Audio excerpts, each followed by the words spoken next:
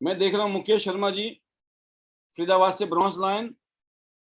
और मुकेश जी आज के प्रोग्राम को लेकर और बहुत सारी बातें आज हुई हैं, बहुत सारे मैसेज कल भी दिए हमने, आज भी दिए, परसों भी दिए थे। उन सब चीज़ों को आप एक क्या कहते हैं कि अपनी फीलिंग्स यहाँ पे शेयर करें। Over to you Mukesh Sharma ji, bronze line from Faridabad. Good morning sir. सबसे वेलकम। पहले मैं तनु जी को धन्यवाद देना चाहूँगा। बहुत अच्छी प्रेजेंटेशन दी और बहुत बहुत ही एनर्जी से भरपूर थी मैम ये। और सब फीमेल्स के लिए आप लोग जैसे पहले तो पूर्वा मैम थी, सोनल मैम थी, ऐसे बहुत लीडर थे। पर अब जो हिमाचल ने जो अलग जगाई है ना, वनीता राज, तनु राज, ये जो इनका जो राज चलने लगा है ना, उसने बहुत ही बढ़िया माहौल और समय बांध दिया है सर। और बाकी सर आईडी नेट सिस्टम के साथ मैं कहना चाहूंगा, जो जुड़ेगा ना वही ग्रो करेगा। और सर लोग कहते हैं कि आईडी नेट सिस्टम में डेली वही होता है। मेरे को सर 4 साल हो गए हैं आपके साथ जुड़े हुए, मैं हमेशा नई चीजें सीखता हूँ सर। अभी 2 दिन पहले की मीटिंग थी, उसमें आपका एक, आप छोटी छोटी बातें कहते हो पर उनका बड़ा गहरा अर्थ होता है। आपने कहा था कि दीवारों पे टक्कर मत मारो, रास्ता ढूंढो। तो उसमें एक बहुत अच्छा मैसेज ये था कि आपके नीचे जो डाउनलाइन काम नहीं कर रहे उनको मोटिवेट तो करो, आप मोटिवेट करो काम करने के लिए, पर उन पे एनर्जी ज्यादा मत वेस्ट करो। आप दूसरे लोगों पे काम करो, नए लोगों पे काम करो। तो ऐसी ऐसी छोटी छोटी बातों में इतना गहरा अर्थ होता है ना कि वही आपकी जिंदगी पार करा देते हैं। और एक चीज मैं कहना चाहूंगा सर, जो गुरु होता है ना, उससे कोई भी चीज छुपी नहीं होती। एक छोटा सा एग्जांपल दूंगा और छोटी सी रियल स्टोरी बताऊंगा सर। ये स्टोरी ऐसी कुछ नहीं कि इमेजिनेशन है। एक बार एक आईआईटी मुंबई का किस्सा है सर।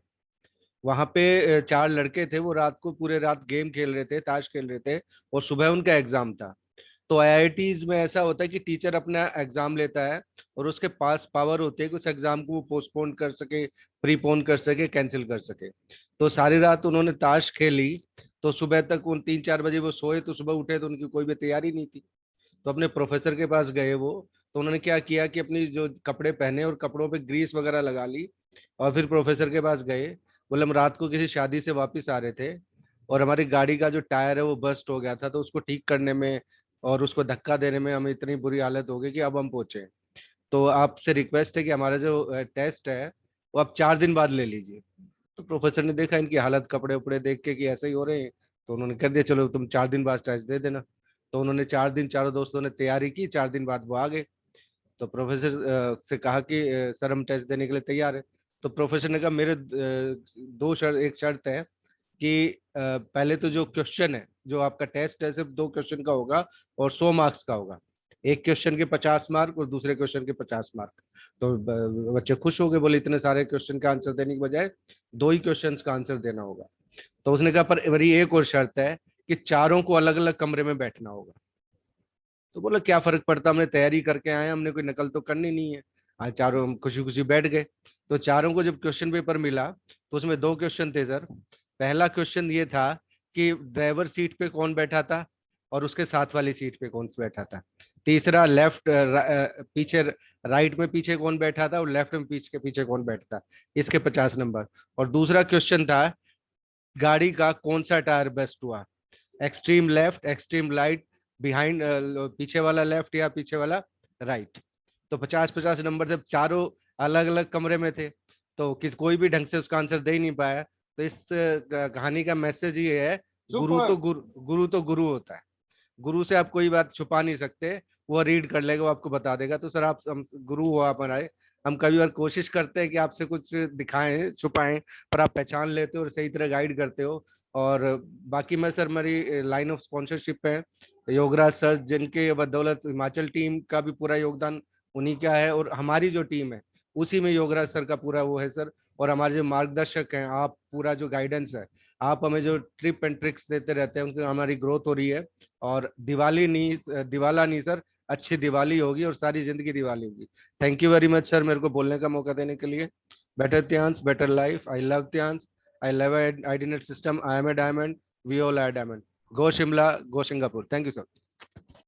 बहुत बढ़िया, बहुत शानदार तरीके से आपने एग्जाम्पल दिया मुकेश जी। बिल्कुल। देखिए, एक सच का सामना आता था ना सीरियल, उसमें भी कईयों लोगों का पोल पट्टी खुल जाती थी, फिर वो बाद में बंद ही करना पड़ गया। समझ गए? सच का सामना करने के लिए बड़ा दिल चाहिए। और कईयों ऐसे कलाकार थे, ठीक ठाक जिंदगी चल रही थी, लेकिन उनको लगा नहीं नहीं, हम तो हरिश्चंद्र की औलाद हैं, बर्बाद हो गया, परिवार ही बर्बाद हो गया। ठीक है ना, जो हो गया पास्ट इज हिस्ट्री, पास्ट कभी वापस नहीं आ सकता है, but future is mystery, future में बहुत कुछ किया जा सकता है। जब भी सच का सामना, पीछे की तरफ जाके देखोगे कुछ नहीं होने वाला है, वहां से सीखना है। अब आगे का, सच का सामना आगे का करना है, फ्यूचर का, और वही टियांस और वही आईडी नेट कर रहा है। तो बहुत शानदार आपके लिए, आपकी पूरी टीम के लिए। आज मुकेश चौहान जी ने एक प्रोग्राम किया था दिन में, और बाई चांस मुझे वहां रहने का मौका मिला, तो उन्होंने बुलाया और उन्होंने बड़ा शानदार प्रोग्राम रहा। तो बहुत अच्छा, मुकेश चौहान जी ने आपकी टीम में बहुत अच्छी ग्रोथ की है। ऐसी आप दूसरी टीम के साथ भी आगे बढ़िए और डेप्थ में काम कीजिए सभी लीडर के साथ में। और वो धन्य हैं टीम जिनकी अपलाइन डेप्थ में उनके साथ काम करती है। तो अपनी अपलाइन को धन्यवाद करें, थैंक यू करें। अब मैं ये तो नहीं बोल सकता हूँ कि चरण धो के पानी पिए, लेकिन अगर किसी को अकल हो तो उसमें भी कोई बुराई नहीं है, क्योंकि पुराने जमाने में ना जिससे जिंदगी बदल जाती थी उसकी हम इतनी महिमा करते थे, इतनी पूजा करते थे, इतने वंदना करते थे, वंदन करते थे, राइट।